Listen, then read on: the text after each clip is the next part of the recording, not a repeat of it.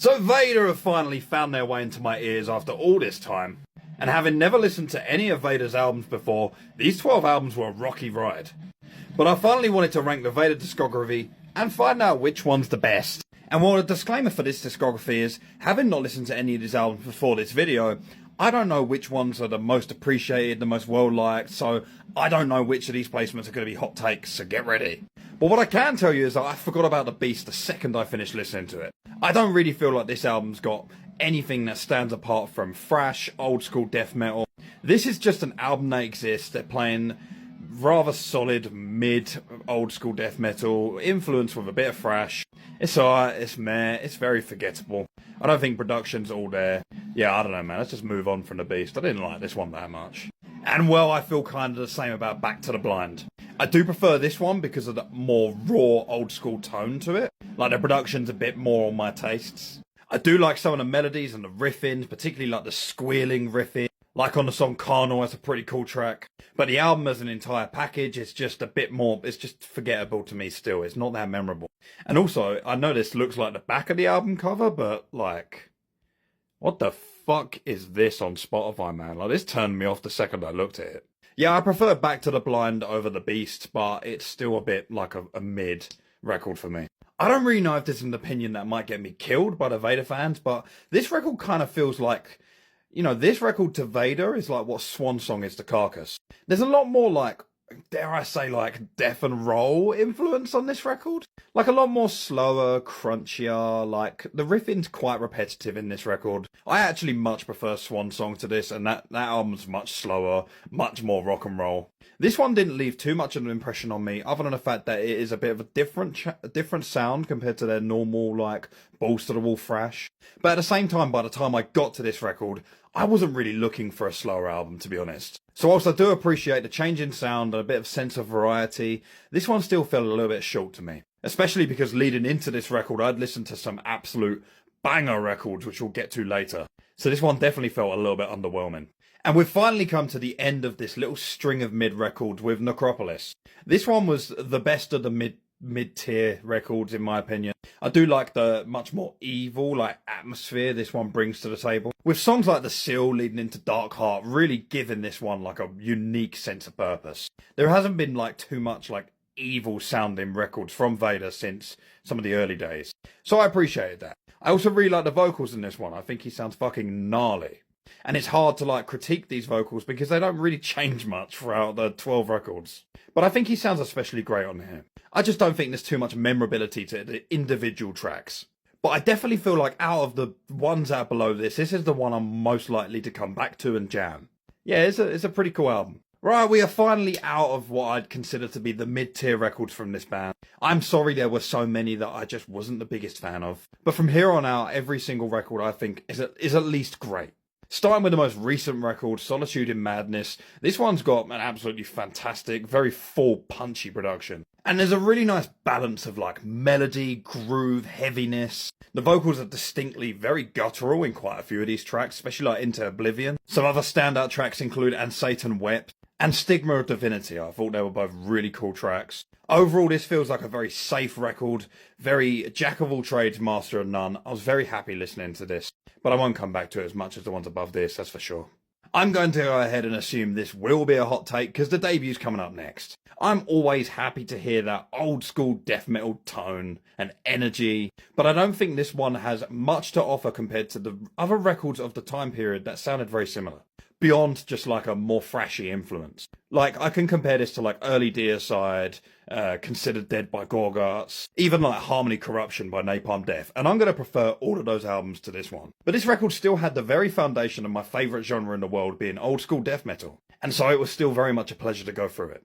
We're starting to get really good now. Impressions in Blood is like this is like the groovy, crunchy, catchy one. I kind of compare this to like Torture from Cannibal Corpse. Not in the same like sound, but in the role they play in the whole discography. Really memorable track list in here. As much as I think some of the lyrics and song titles can be a little bit cringe. Although it just so happens that those cringier song titles happen to be my favourite songs on the record. Hallelujah, God is Dead, and They Live. They're both absolute bangers.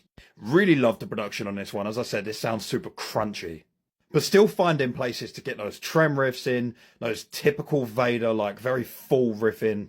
Songs like Shadow Fear display this perfectly. This was a great record. I really enjoyed listening to this one. I feel very similarly about Revelations as Impressions in Blood, but I prefer the production and overall songwriting on this one. Really nasty production here, and some really crunchy groove riffing. Particularly when I first put on Epitaph, the first song, and it come in with that slow, like, I was all for this record straight away. What a great opening track. One of my favourites out of the whole discography. And I think this really evil, like, scrunch face style riffing keeps its way up the entire album and made this record a really enjoyable ride from start to finish. Another great song is The Code, and that's got a very thrashy, punky main riff. Super catchy.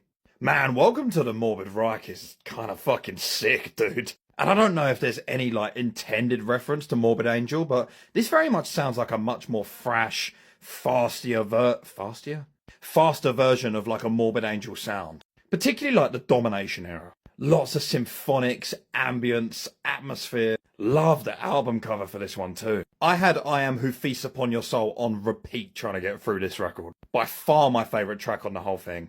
Other good songs, Return to the Morbid Reich, Only Hell Knows as well, sick song. I will say I wasn't the biggest fan of Decapitated Saints. I thought the vocal style he chose to use for that really just come across kind of annoying. But that one track aside, this was a great experience. Coming in at third place is Tibi et Igni. I don't know if I've said that correctly. This album is like jack of all trades, master of all. This album is ambitious, it tries a lot of things, and it gets a lot of things right. I was super fucking down for a lot of songs on this record, and the whole package is so very well refined, very heavy, punchy, crunchy. Just sounds like just fucking inferno, this record. Big hit here is Triumph of Death. It's on the front page of Vader, so I know that's the case. Abandon All Hope as well, with that, like, constant chanting, really sick stuff. I debated putting this at number 2 for reasons I'm about to talk about now. Oh man, Litany, what a strange album. I will say I was immediately turned off by the production on this one. Like, the second I heard that kick drum come in, it sounds very fake, very flubby, robotic, almost like it's programmed. And that's the one issue that this record has, and that's whenever the kick drum and the bass is like breathing and a bit more isolated, it can sound a bit programmed. But when it meshes in with the guitar and everything's firing, this is the heaviest album in the fucking catalogue. Like the second half of Wings, the opening track for this record, wouldn't sound out of place on like early brutal death metal records. Like fucking like Cryptopsy or something. So destructively heavy. And eventually I just sort of got along with the production and I started to really enjoy it because when it all comes together, it hits harder than pretty much anything else in this discography. I did hear the re-recorded songs on the other album that's on Spotify and I thought I'd like it more, and in the end I just didn't. I ended up coming back to this one. Other great songs, Zeppa, that had my head like almost through the floor. The title track, The Final Massacre. This album is so fucking powerful and I will be coming back to it a fair amount. When I first listened to Deprofundis, there was something magical that happened. It was almost like I was listening to Once Upon a Cross by Deicide for the first time again. And I never thought I'd get that kind of moment again in death metal. Because this has a very similar drumming patterns, riffing patterns to early Deicide. And Deicide is my favourite death metal band of all time. And so I was immediately fucking on board with this record. And honestly, I thought I was just going to decide from the get-go that this would be number 1 before I even listened to the rest of the albums. But even after listening to everything, this still stands on top. Production is just perfect for me. The riffing is perfect. It's thrashy. It's old school death metal. It carries that fucking Deicide self-titled Once Upon a Cross style so well. The Blood of Kingu. Incarnation is the most Deicide-y sounding song on this record. It's my favourite song out of the whole discography. Sophist, like, this record is like a masterpiece. I fucking love this. And I'm also just realising this is my longest ranking by far, so if you're still here at like 9 minutes 30, you're a real one.